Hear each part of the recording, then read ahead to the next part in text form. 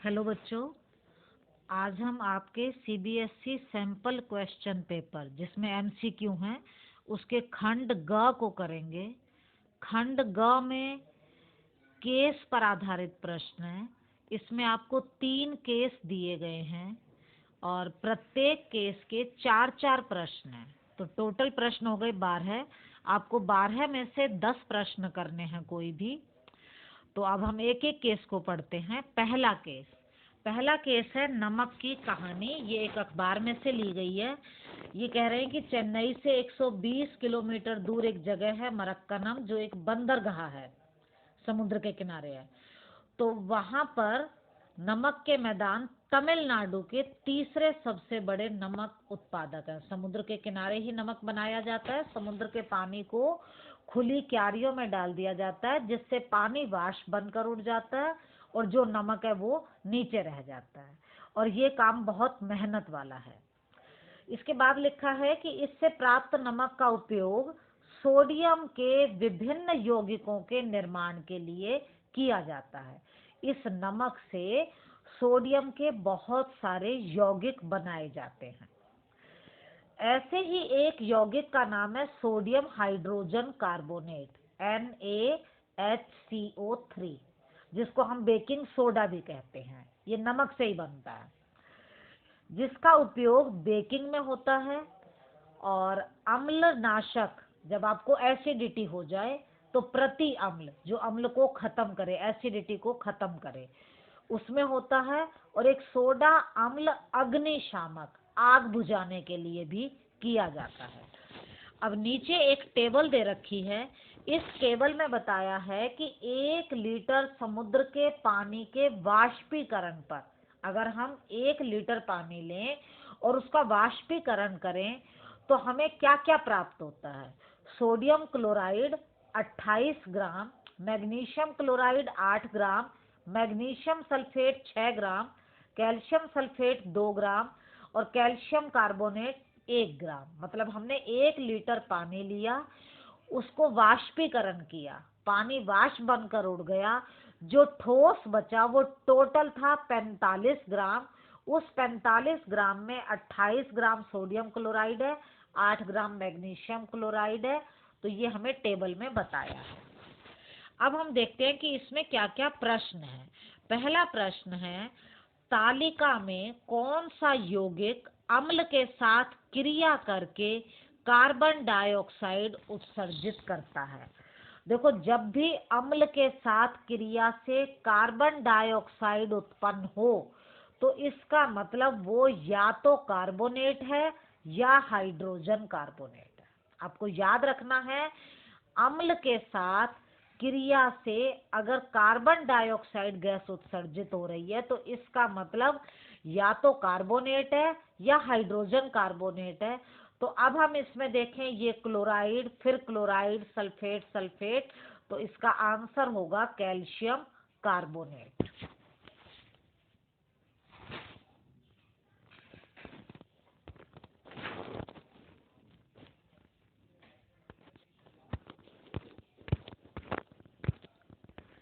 तो यहाँ हमारे पहले प्रश्न का उत्तर हो गया कैल्शियम कार्बोनेट, सी ऑप्शन है। 50वां प्रश्न देखते हैं। समुद्र के जल के वाष्पीकरण के बाद 135 ग्राम ठोस, बेटा हमें जो ठोस मिला था वो था 45 ग्राम। आपको मैं दोबारा से फोटो दिखा देती हूँ।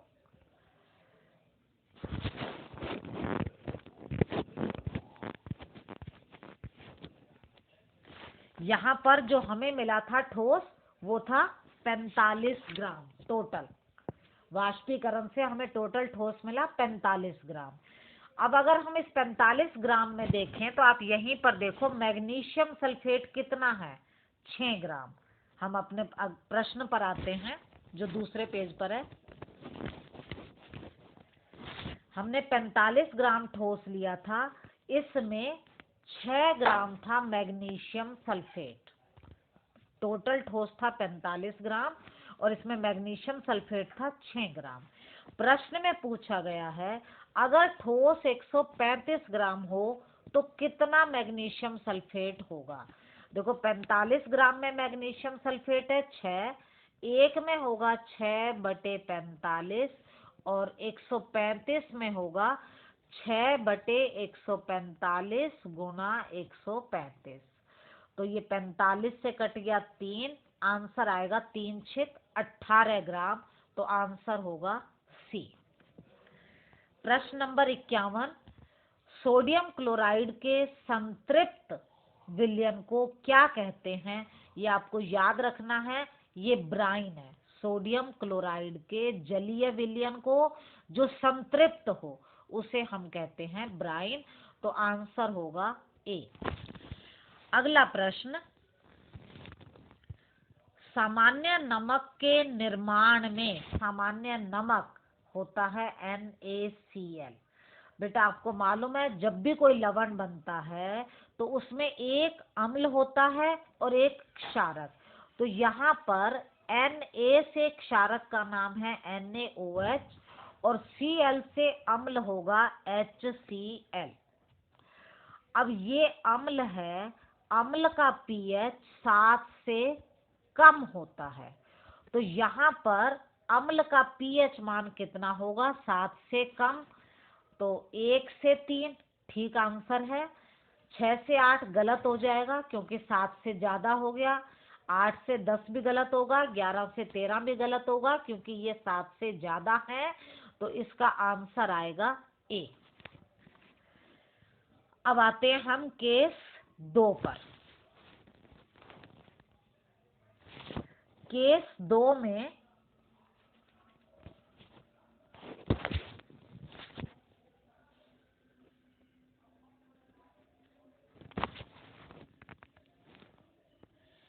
हाँ, पहले हम केस पढ़ लेते हैं। ये आपकी बुक की एक्टिविटी है, मैं इसको वैसे ही समझा देती हूँ। यहाँ पर 2 गमले हैं, दोनों में स्वस्थ पौधा है एक जैसा। जितने पत्ते इधर हैं उतना ही, मतलब जितना स्वस्थ ये है उतना ही स्वस्थ दूसरा है। दोनों स्वस्थ गमले हैं। इन गमलों को 72 घंटे के लिए अंधेरे कमरे में रखा गया। अगर 72 घंटे के लिए हम अंधेरे कमरे में रखेंगे तो क्या होगा? बेटा उसने जितना भोजन स्टार्च के रूप में इकट्ठा कर रखा था 72 घंटे यानी 3 दिन में वो सारा खत्म हो जाएगा, उसका पूरा स्टार्च खत्म हो जाएगा। 72 घंटे के बाद जब पूरा स्टार्च खत्म हो गया तो व्यवस्था एक्स में, एक्स वाला गमला जिसमें ये गमला है, यहाँ पर ये वॉच ग्लास है। इस वॉच ग्लास के अंदर डाला पोटेशियम हाइड्रोक्साइड KOH। बेटा KOH एक स्पेशल पदार्थ है जो सारी कार्बन डाइऑक्साइड को अवशोषित कर लेता है, सोख लेता है। मतलब अगर हमने ये रखा तो ये इसका काम क्या है? ये कार्बन डाइऑक्साइड को अवशोषित कर लेगा। फिर हमने क्या किया? इस गमले को, दोनों गमलों को एक बेल जार से, ये जो कांच का जार है उससे ढका और नीचे हमने इसको रखा एक कांच की शीट पर। और यहाँ से कोई वायु अंदर ना जाए, ना अंदर की गैस बाहर आए। यहाँ हमने लगा दी वैसलीन दोनों गमलों में। एक तो कांच की शीट पर रखा जिससे वो प्लेन हो गया, हवा अंदर नहीं घुसेगी, कहीं जगह ही नहीं होगी। और अगर थोड़ी बहुत होगी भी तो हमने लगा दी वहां पर वैसलीन। मतलब हमने उसको वायु रुद्ध कर दिया।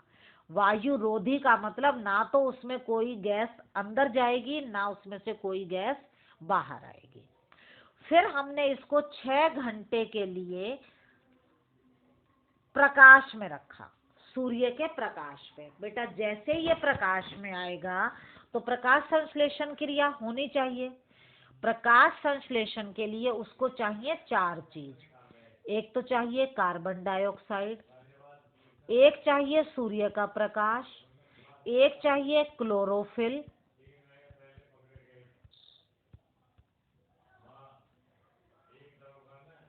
और एक चाहिए जल या नमी। इसको 4 चीजें चाहिए जो ये खाना बनाएगा। अब अगर हम एक्स वाले गमले को देखें तो क्या इसको चारों चीज मिल रही हैं? देखो क्लोरोफिल हरे पत्ते में है, जल गमले में है ही इतना। सूर्य का प्रकाश में 6 घंटे के लिए रखा है। कार्बन डाइऑक्साइड, क्या एक्स वाले गमले को कार्बन डाइऑक्साइड मिल रही है? नहीं मिल रही। क्यों नहीं मिल रही? क्योंकि यहाँ जो वॉच ग्लास के अंदर KOH है, उसने सारी कार्बन डाइऑक्साइड को खत्म कर दिया। तो इस वाले गमले में कार्बन डाइऑक्साइड नहीं मिली, इसलिए इसमें खाना नहीं बनेगा, प्रकाश संश्लेषण क्रिया नहीं होगी, स्टार्च नहीं बनेगा। दूसरे गमले को देखते हैं, वाई को। यहाँ पर क्लोरोफिल है क्योंकि पत्ते हरे हैं। जल है, गमले में है। सूर्य का प्रकाश है, वो भी है। कार्बन डाइऑक्साइड है, इस जार के अंदर जो थी वो भी है। तो यहाँ पर प्रकाश संश्लेषण क्रिया होगी और भोजन बनेगा। कौन से में? वाई गमले में। अब देखो हमने क्या किया, 6 घंटे प्रकाश में रखने के बाद दोनों पौधे एक्स और वाई में प्रत्येक में से एक पत्ती ली और आयोडीन परीक्षण किया। ये आयोडीन परीक्षण क्या होता है? जब भी स्टार्च होगा तो वो आयोडीन के साथ ब्लू ब्लैक कलर देगा, नीला काला रंग देगा। अगर हम उस पत्ती के ऊपर आयोडीन डालेंगे तो वो ब्लू ब्लैक कलर देगा। अब देखो एक्स वाले गमले में तो स्टार्च बना ही नहीं था, क्योंकि कार्बन डाइऑक्साइड मिली ही नहीं। जब कार्बन डाइऑक्साइड नहीं मिली तो भोजन नहीं बना, तो ये ब्लू ब्लैक कलर नहीं देगा। वाई गमले में आयोडीन परीक्षण करेंगे तो ब्लू ब्लैक कलर आएगा, क्योंकि यहाँ पर प्रकाश संश्लेषण क्रिया हुई है। अब हम इसके प्रश्न समझते हैं। पहला प्रश्न, इस प्रायोगिक व्यवस्था का प्रयोग प्रकाश संश्लेषण के निम्नलिखित में से किन आवश्यकताओं की अनिवार्यता सिद्ध करने के लिए किया जाता है? मैंने आपको बताया 4 चीज जरूरी हैं। देखो क्लोरोफिल तो दोनों गमलों में था। ऑक्सीजन प्रकाश संश्लेषण में जरूरत नहीं होती, ऑक्सीजन तो निकलती है। तीसरा कार्बन डाइऑक्साइड, तो इसका आंसर है सी, क्योंकि पहले वाले गमले में कार्बन डाइऑक्साइड नहीं थी, इसलिए यहाँ पर भोजन नहीं बना। तो 53 प्रश्न का उत्तर होगा सी, कार्बन डाइऑक्साइड। अगले प्रश्न पर आते हैं हम। प्रश्न नंबर 54। KOH पोटेशियम हाइड्रोक्साइड का कार्य किसे अवशोषित करना है? अभी बताया कार्बन डाइऑक्साइड को अवशोषित करता है, तो इसका आंसर हो जाएगा डी। प्रश्न नंबर 55, निम्नलिखित में से कौन सा कथन पौधे एक्स और वाई से ली गई पत्तियों पर आयोडीन परीक्षण के सही परिणाम को दर्शाता है? मैंने आपको बताया था एक्स गमले में क्योंकि कार्बन डाइऑक्साइड नहीं थी, स्टार्च नहीं बना तो आयोडीन परीक्षण भी नहीं आएगा। जबकि हम अगर वाई गमले की बात करें तो वहां भोजन बना है, वहां पर आयोडीन परीक्षण का परिणाम दिखाएगा। क्या दिखाएगा? पत्ती नीली काली हो जाएगी। अब हम ऑप्शन देखते हैं। पौधे एक्स की पत्ती पर नीला काला रंग होगा? नहीं होगा, क्योंकि किसमें होगा? वाई वाली पर, तो ये ऑप्शन गलत। बी, पादप वाई की पत्ती पर नीला काला रंग प्राप्त होगा? बिल्कुल ठीक है। एक्स की पत्ती के रंग में कोई परिवर्तन नहीं होगा, तो इसका ऑप्शन बी सही है। आगे आते हैं हम प्रश्न संख्या 56 पर। उपकरण को वायुरोधी बनाने के लिए, वायुरोधी जिससे उसमें से ना तो कोई गैस बाहर आए ना कोई गैस अंदर जाए, निम्नलिखित में से किस चरण का पालन किया जाता है? पौधे को कांच की प्लेट पर रखना? हाँ, कांच की प्लेट पर रखते हैं। सक्शन पंप का उपयोग करना? नहीं। जार के तल को सील करने के लिए वैसलीन लगाना? हाँ, वैसलीन भी लगाई थी। निर्वात बनाना? नहीं। तो यहाँ पर पहला और तीसरा ठीक है, तो हमारा ऑप्शन हो जाएगा सी। केस 3 पर आते हैं।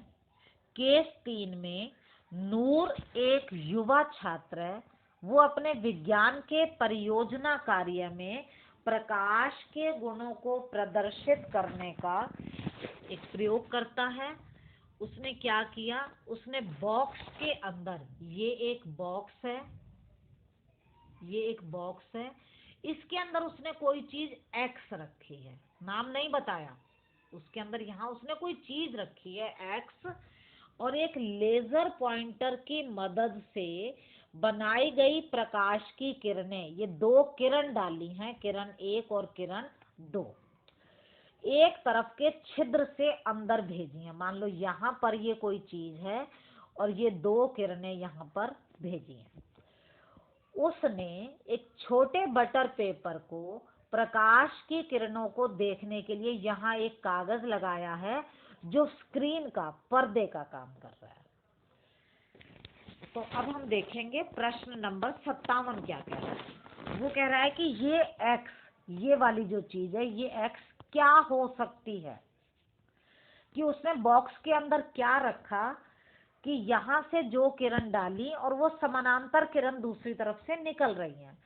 बेटा आपको मालूम है, पहले हम इसके ऑप्शन देख लें फिर आंसर देंगे। पहला ऑप्शन है एक अभिसारी लेंस। बेटा लेंस आपको पता है वो सारी किरणों को एक ही बिंदु पर मिलाता है, इसमें ऐसा नहीं हो रहा, इसमें दो किरण ऐसे जा रही हैं और वो दो किरण इधर समानांतर निकल रही हैं, तो पहला ऑप्शन गलत। फिर है समानांतर पक्षीय ग्लास ब्लॉक, एक कांच की स्लैब इस तरह की।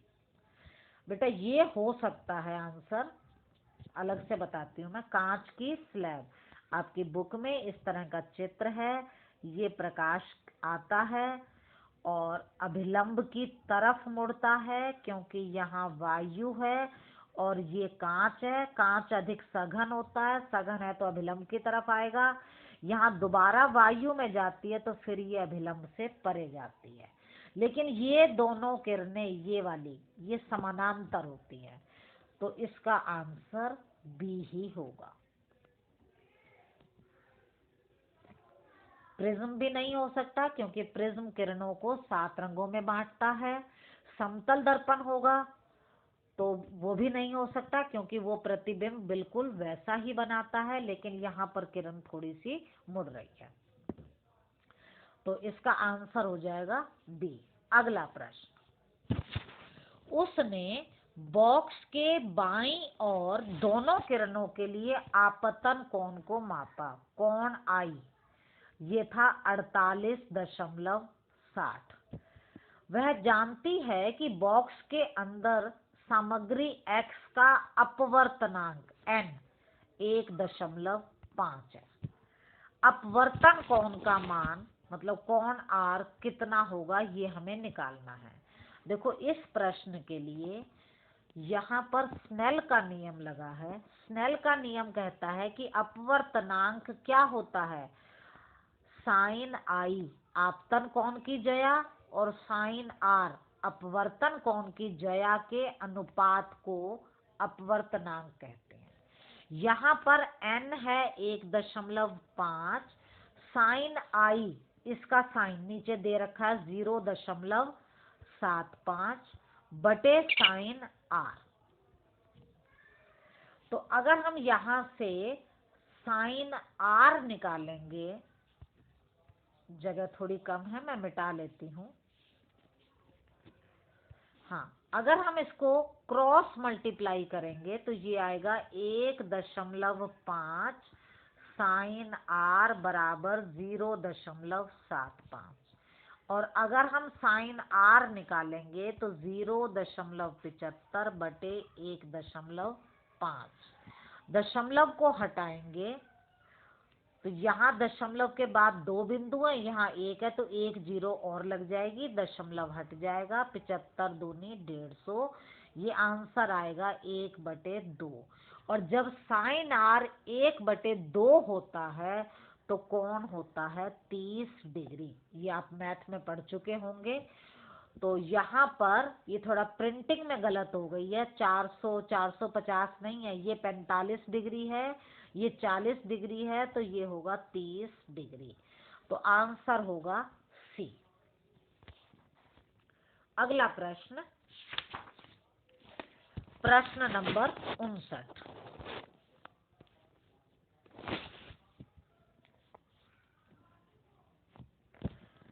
हाँ, उसकी सहेली ने इस प्रदर्शन से निम्नलिखित अवलोकन प्राप्त किए।